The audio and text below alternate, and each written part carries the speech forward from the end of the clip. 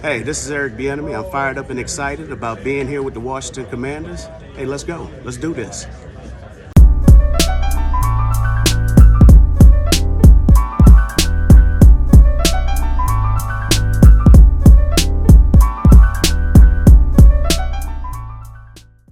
What's going on there, guys? We're back with another one, and we're going to talk a little bit about Eric Bieniemy and what LeSean McCoy said the other day. Now, LeSean McCoy got a lot of backlash from Kansas City Chief current and former players as it comes to, his comments about Eric Bieniemy on the Emmanuel Acho's show. And if you didn't hear what he had to say, check it out. I hope he doesn't, but I think he will. What's his value? What makes him a good offensive coordinator? See, the problem is a lot of these people that go on social media, oh, he should be the guy for the job. They haven't played there. They're not in the locker room. I've been in the rooms where he's coaching, and he has nothing to do with the pass game at all, right? When the plays are designed, that's Andy Reid.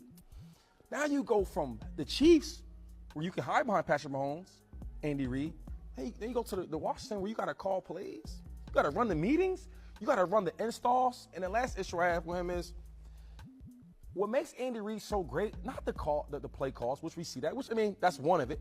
But the other thing is, like, adapting to the players. With Bieniemy, my first practice, I couldn't believe it. He's dog coaching, he dog cussing the players. I'm like, and not just the regular players, Kelsey, other players. So it's like, it's hard for me. I'm rooting for him because he's a black coach, and I love to see black coaches win. Also, he's a running back coach. Running back coaches don't never get a chance to be offensive coordinators. So that's pretty much the basis of what LeSean McCoy said. Well, today we had Eric Bieniemy respond, and this is what he had to say. LeSean McCoy is a future Hall of Fame runner, okay? Everybody's entitled to their own position, to their own comments and how they feel. When it's all said and done with, I think that's all I have to say because he's entitled to his own opinion. That's life. Okay, you got good and you have bad, It does not impact me in any way. Because one thing that you learn when you're in this position, you have to learn to eliminate distractions, all right? My job is to focus on the now. Everything outside these walls has no impact on Eric Bieniemy moving forward. Appreciate it, Coach. Thank you. Thank you, guys. So you saw Robert Griffin III. He posted that, and he said Eric Bieniemy handled the question about the negative comments from LeSean McCoy like a head coach. So, he was giving him praise, and Patrick Mahomes even saw that tweet, and he said there should be no questions on how great of a man Coach Bieniemy is. His leadership has a direct impact on the person I am today. 10 plus years learning under one of the greatest coaches of all time, and I cannot wait for him to continue to prove the doubters wrong. Now, as you know, they had great success with Eric Bieniemy, so his current players are going to stick up for him as they should. I'm happy to see him get this opportunity.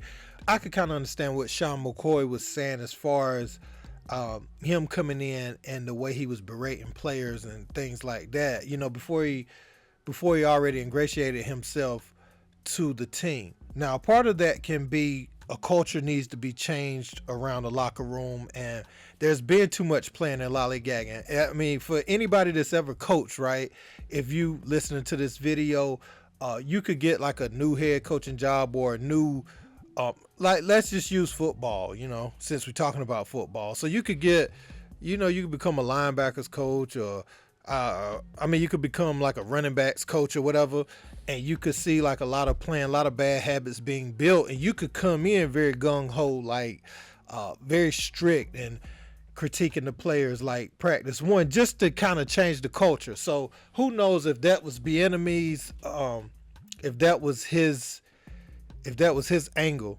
which he attacked it, because sometimes, you do need to come in with that and come in and show who's an authority right away. From LeSean McCoy's point of view, he's saying like the Travis Kelce's and them at the professional level, there is that thing where when you have one of your franchise guys, call it what it is, but they're treated a little different. You have these guys making all this money and, they've won at the highest level, or they win at the highest level, and you go in and you berate them.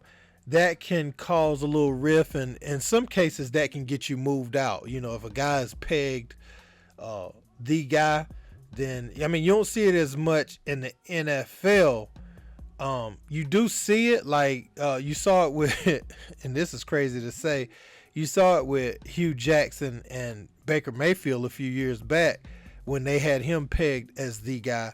So you can see it, but in NBA, you just saw it with Trae Young and Nate McMillan as far as like the franchise player or one of the key guys. If you ain't getting along with him, then you getting put out. But not so much like how the NBA does it. The NFL, they don't do it as much. But I thought that was kind of crazy, and it was interesting that he said that the way he would come in talking to the players, and they also.